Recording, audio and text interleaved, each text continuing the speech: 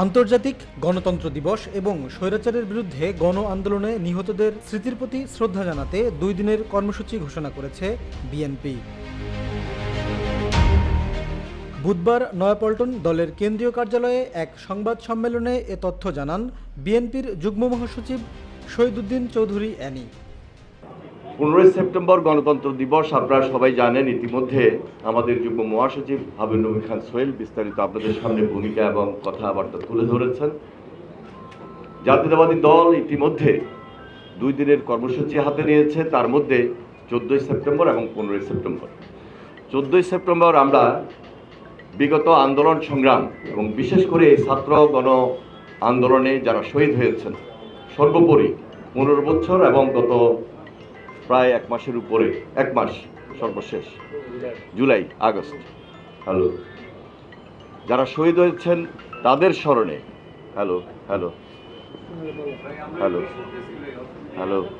তাদের স্মরণে আমরা জাতীয়তাবাদী দল একটি স্মরণ সভার আয়োজন করেছি এবং সেখানে তাদের পরিবারের সদস্যবৃন্দ উপস্থিত থাকবেন। আমরা তাদের আত্মার মাগফিরাত কামনা করছি এবং তাদের আত্মার মাগফিরাত কামনা করেও আমরা সেদিন সেই কর্মসূচি রাখব।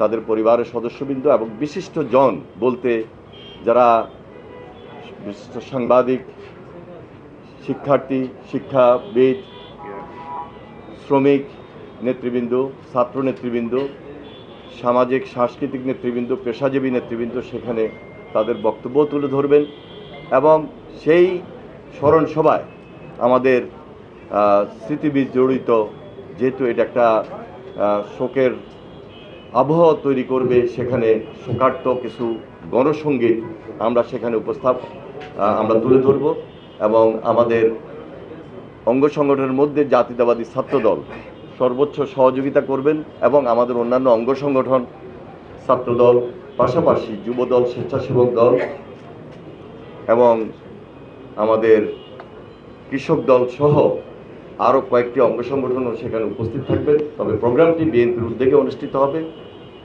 আমরা আশা করছি হয়তোবা আমাদের দলের আরও সিনিয়র নেতৃবৃন্দ সেখানে উপস্থিত থাকবেন। আমরা আমাদের ভারপ্রাপ্ত চেয়ারম্যানকেও আমরা এটি অবহিত করেছি।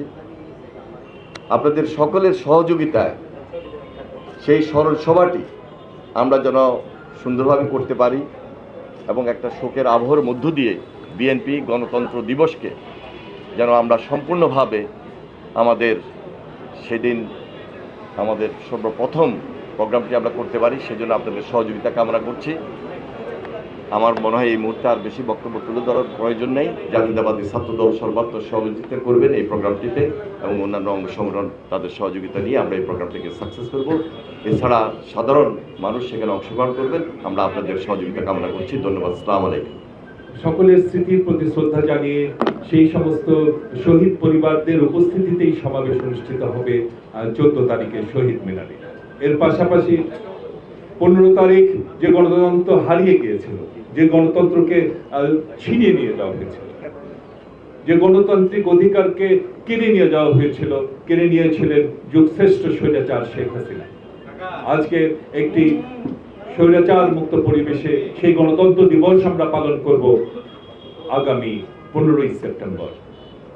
পালন করবে সেই দল, যে দল বাংলাদেশে বারবার গণতন্ত্র ফিরিয়ে এনেছে, যে দল বাংলাদেশে বহুদলীয় গণতন্ত্র প্রতিষ্ঠা করেছে। তো সেই ঐতিহাসিক সমাবেশ সফল করবার জন্য যিনি মূল দায়িত্বে আছেন, প্রধান সমন্বয়ক, যিনি সমন্বয়কের